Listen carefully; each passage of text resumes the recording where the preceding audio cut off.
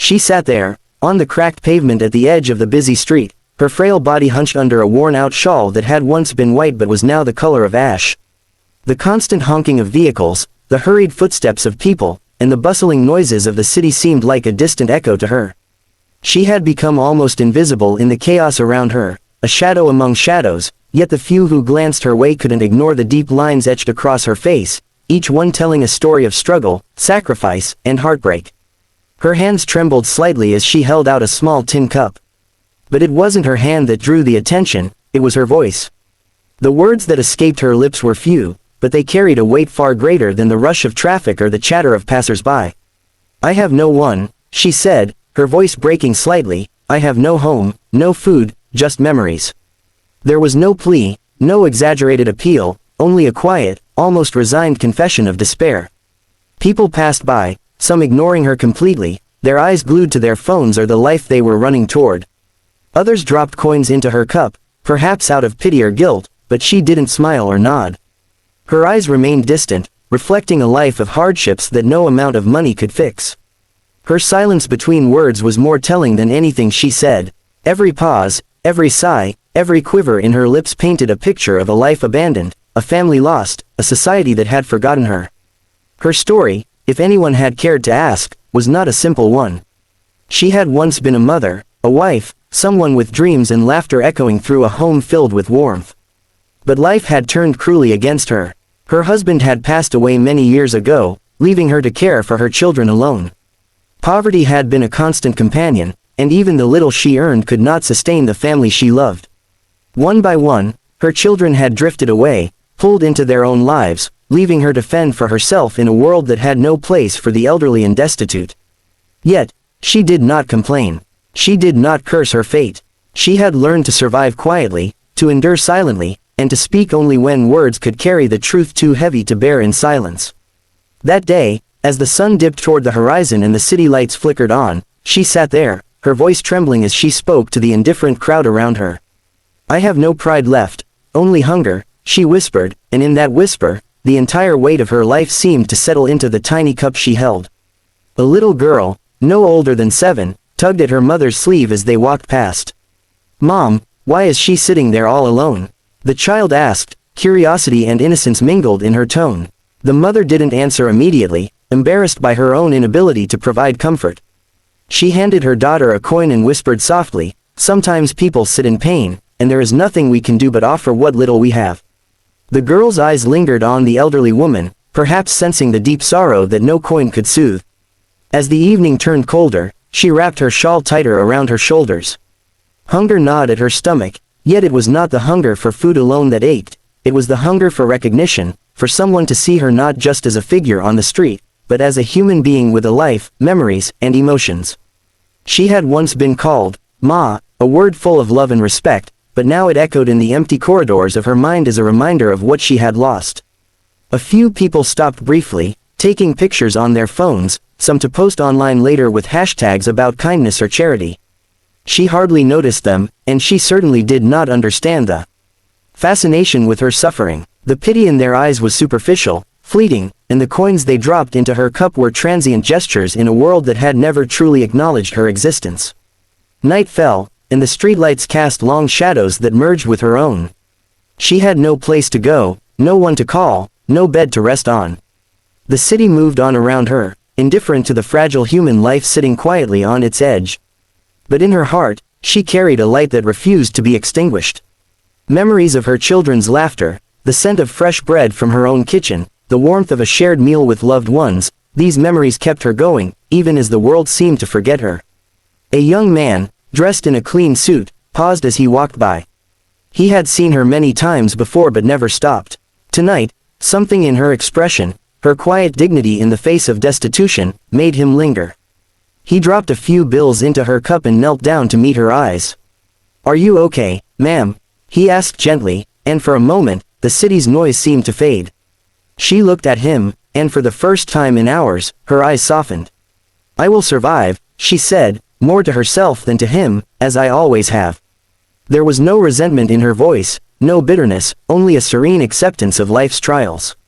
And in that small exchange, a bridge formed between two very different worlds, the hurried life of the young man and the quiet endurance of the old woman. As the man walked away, she returned to her vigil by the street. Night deepened, and the cold wind nipped at her frail frame, yet she remained seated, holding onto the small cup and the remnants of her dignity. In the darkness, she whispered the names of her children, hoping that somewhere, they remembered her not just as an old woman begging on the street, but as their mother, who had given everything she had for them. The street around her grew emptier, and yet she did not feel alone. Her mind wandered to the past, the laughter of her children as they played in the courtyard, the songs she had sung to lull them to sleep, the small joys of life that had once seemed endless. She smiled faintly, a smile touched by sorrow but also by resilience. Her words may have been few, but their impact was profound. People who paused, who really listened, could feel the depth of her story in the cadence of her voice and the heaviness in her eyes. She had learned the art of survival, not just of the body, but of the spirit. Life had stripped her of wealth, comfort, and companionship, yet it had not taken away her humanity. And in that resilience, there was a quiet power. She did not demand pity, she did not beg for sympathy. She simply existed, a living testament to endurance, a reminder that even in despair, dignity could persist. A street vendor nearby glanced at her, shaking his head. "She's been here every day for years," he said to a friend. "I sometimes wish someone would help her properly, but everyone just throws coins and moves on." The friend nodded, uneasy, but both returned to their work. The city moved relentlessly, but the old woman remained a fixture, a witness to its indifference and occasional fleeting kindness. Hours passed, and the cold became sharper.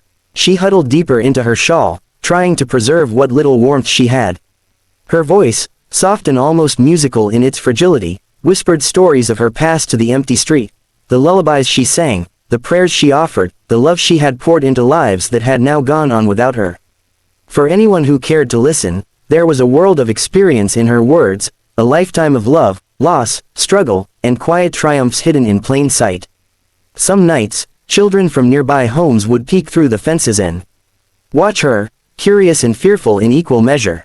Their parents often warned them to avoid the street, to stay safe, but the children were drawn to her, sensing something beyond the visible poverty. They didn't understand the full story, of course, but they could feel the humanity in her presence. Sometimes, one would leave a small gift, a piece of bread, a fruit, and she would accept it with a nod, her eyes shining faintly in acknowledgement. As dawn approached, the city slowly awakened. Delivery trucks rumbled by, early commuters hurried past, and life resumed its usual rhythm. The old woman remained where she had been all night, steadfast and silent.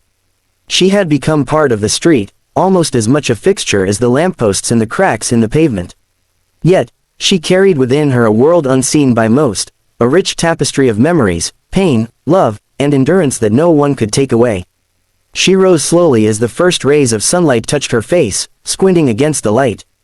Her bones ached, her stomach growled, and her eyes were heavy with fatigue, yet there was an undeniable strength in the way she moved.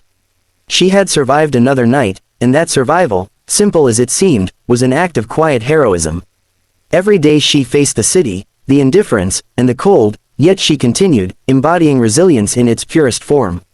And so, she remained there, at the edge of the street, her tin cup ready, her voice soft but unforgettable, her presence a silent plea to the world to remember that humanity is not measured by wealth or status, but by the compassion we extend to those who have nothing.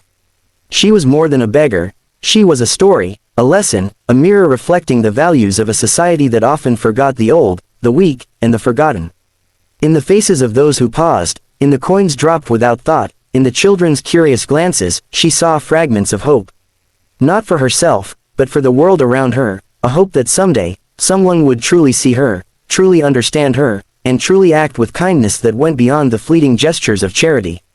Her words remained etched in the minds of those few who truly listened. "I have no pride left, only hunger, hunger for life, for love, for recognition." And in that hunger, in that quiet dignity, lay a story that no amount of money or fame could ever overshadow. She had become a symbol, not of despair, but of enduring human spirit, a reminder that even when the world turns its back, the heart can remain steadfast. And as the city moved on, as people rushed past, and as the sun climbed higher, she continued to sit there, waiting, speaking softly to the wind, to the street, to anyone willing to pause and truly see her. She was not just an old woman on the pavement. She was a mother, a survivor, a storyteller, and a living testament to the quiet, unyielding strength of the human spirit. Even when her voice faltered, even when her body ached, even when the city ignored her, she continued to exist, not for attention, not for pity, but because she had endured, and enduring itself was her message. And for those willing to listen, for those willing to truly see, her story was unforgettable.